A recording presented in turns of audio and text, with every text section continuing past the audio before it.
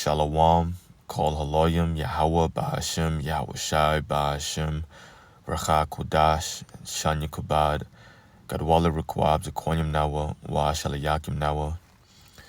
That's double honors to our apostles and elders of Great Millstone, Shalom, Wabarakim, Labakarim, Shaliyah, that's peace and blessings to the elect of Israel.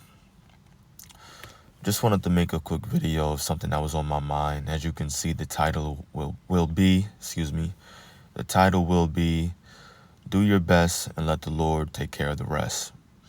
And that's because that's all we can do.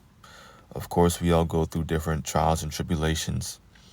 And in the midst of those trials, some are harder than others, some are lighter than others. But at the end of the day, we have to remember that the Lord cares for his elect, and he's doing these things to purge us, to increase our faith, to build up our spirits, so that in the time of Jacob's trouble, there is no doubt inside of our minds. We're found without any kind of guile, no spot, no blemish, no doubt, nothing.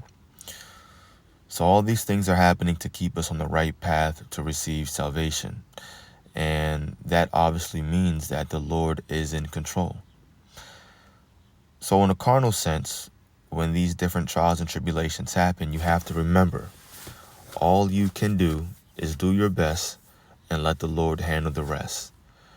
If you have faith in God, if you believe in Yahweh Ba'ashem Yahweh Shai, then remember that he's doing these things to lead us on the right path. So once again, just do your best, pray, continue to have faith, seek advice, seek counsel if need be, and then let the Lord handle the rest. So what I have here is an article that just outlines a few different precepts to let us know or remind us that the Most High is always in control. So I'm going to read these in the blue letter, the King James. We're only going to grab a few. It says 1 Peter 5, verses 6 and 7. Humble yourselves, therefore, under the mighty hand of God, that he may exalt you in due time. And knowing that he's in control, knowing that everything is in his hand, it takes humility. You have to humble yourselves, right? Like as an example, if you're in a situation where you lost your job and it wasn't your fault, you did everything you could do, you were blamed for something, and I'm talking about a situation that happened to me, but you lost the job, whatever. At the end of the day, the Lord made you lose that job. So what are you going to get mad about it and be all upset? Sure, maybe momentarily or temporarily, I'll say. But then wisdom should kick in. You should have a higher level of understanding. You know what? Oh Lord, I know that you made this happen. I believe in you and I trust in your process. In order to even send up that prayer, it takes humility. So you have to humble yourselves before Yahweh Ba'ashem Yahweh Shai. And now speaking on my situation, the Lord did give me a better job, better pay. My previous manager was cool, so I ended up still having a pretty cool manager, but it was a better distance. I wasn't traveling far, and I got a new car at that time. Things was cool, right? So I was exalted in due time for that particular situation. Now verse 7 says, casting all your care upon him, for he careth for you. The Lord hath care for his elect. That's also stated in the book of Wisdom of Solomon. Now, when you go to the NLT for that verse 7, it says, give all your worries and cares to God. So casting all your cares upon him means that you're giving the Lord all of your worries and all of your cares. Why? Because at the end of the day, all we can do is let the Lord take care of everything, right? Now, if you pray for a new job, I've said this before, and this is just the easiest example, right? If you lose your job, you pray for a new job. You don't just say, oh, I have faith, I'm letting the Lord take care of everything, and you just sit around, you don't do anything. Oh, the Lord is going to give me a job. I don't have to do anything. I have faith. No, that's backwards. you do your best, meaning, well, let me fix my resume. Let me go on Indeed. Let me put my resume up. Let me go on ZipRecruiter. Make my resume viewable. Let me apply to a few jobs. Now the Lord takes care of the rest because he sees that you're putting forth effort. Once he sees your effort, he says, you know what? He believes in me. Let me go ahead and take care of the rest for him. Boom. I had you the whole time. And then he hooks you up with a job. And what happened in my situation was I'm applying, and I'm not getting the job that I want. And then someone actually reaches out to me because they seen my resume. And that's the job I ended up getting. Went on 3 or 4 interviews, got that job. So you do your best, let the Lord take care of the rest. It's very much straightforward. Just brought out that example because it fits, right? This is Psalm 55. To it. Psalm 55, verse 22. I don't need the NLT. It says, cast thy burden upon the Lord, and he shall sustain thee. He shall never suffer the righteous to be moved. And yeah, we may have our ups and downs, but the Bible says that we have to learn to be abased and learn to abound. You're going to have your highs and your lows in this ministry, and that's not just financially. It's anything, right? Dealing with relationships, sure, your job, but also spiritually. It may even be physically. You have your highs, you have your lows, but cast all your burdens, all your worries upon the Lord. That's what he wants us to do. When it talks about the meek inheriting the earth, that's what it's referring to. The meek are those that are humble, and they understand that the Lord is in control. They're not out here trying to fulfill their own desires and say that it's all about them. Look what I did. I went and got this job. I went and did X, Y, and Z. Look at me, me, me. No, they're not making it about themselves or making it about Yahweh Ba'ashem Yahweh Shai. So casting all your burdens upon him, letting him take care of any situation that you're going through. Right? He shall never suffer the righteous to be moved. Boom. Let's go to the next one.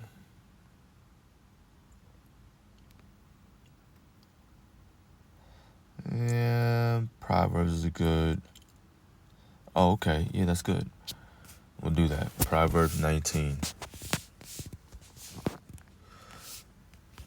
Proverbs 19, verse 21. There are many devices in a man's heart. Nevertheless, the counsel of the Lord, that shall stand. Right, because you can put yourself in a trick bag, hoping and thinking and that whatever plans you have it's going to go that way.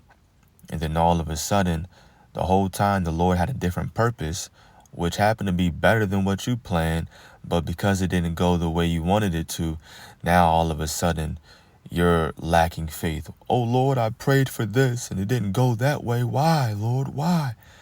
And then you get mad at the Lord. Next thing you know, that you're doubting.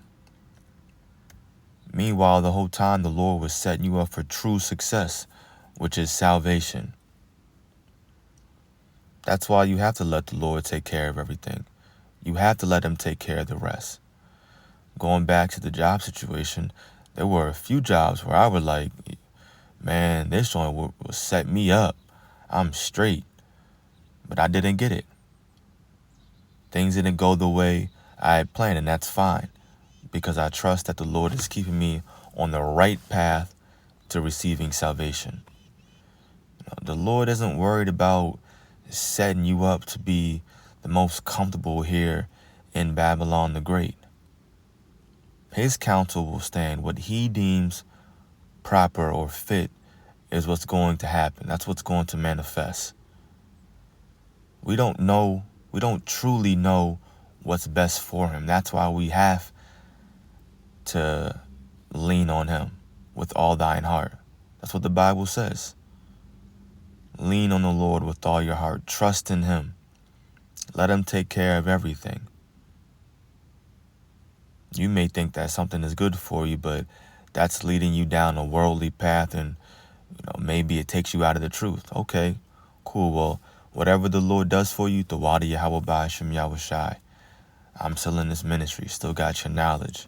That's all that matters. Things didn't go my way, it went your way, and I trust in your plan. And this makes it easy. It makes it easy on your mind, knowing that the Lord is in control. I mean, just consider the flip side. If the Lord was like, yeah, you do what you can. You got it. You'd be out here done, struggling. It'd be hard.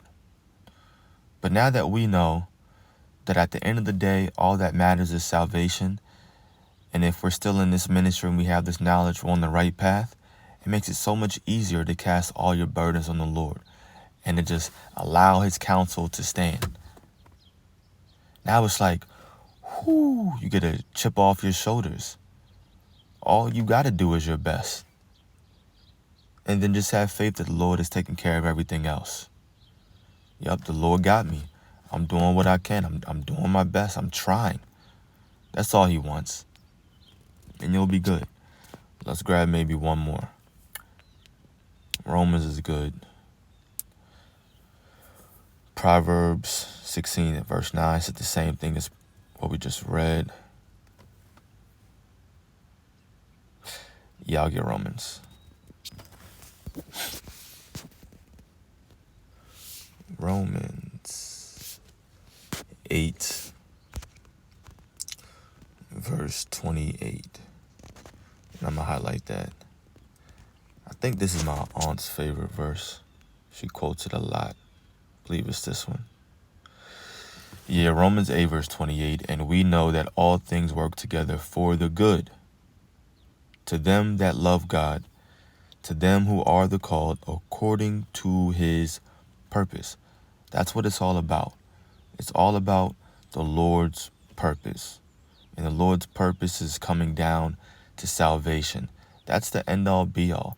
Nothing else matters, because if Babylon the Great, America, will be destroyed in World War III, then the only thing that should be on our minds is receiving salvation. Therefore, that is the Lord's purpose, saving his elect and establishing his son as a top dog on the planet Earth. That's it. So our minds need to be aligned with that purpose. So no matter what we're going through, no matter what trial or tribulation you're in, remember the end goal. Keep in mind the purpose. Why are you really in this ministry? It's to obtain salvation. So you do your best despite whatever hurdles coming your way. You do your job, jumping over it, and the Lord is going to allow you to push through that last lap to reach the finish line, to obtain salvation. That's the end all be all. So I do pray that this was edifying to the elect. Some good precepts. You can just type this in. 10 Bible verses to remind you God is in control. And that's what I typed in. Bible verses that show God is in control. This is one of the first few links that popped up. And this is something to always keep in mind, something always to remember. It makes it easy on your mind to go about in Babylon the Great in this ministry. So once again, pray that this was edifying to the elect. Call Halayim Yahweh Ba'ashem Yahushai Ba'ashem Rachakudash. Double honors to our apostles and elders of Great Millstone, and peace and blessings to the elect. Shalom.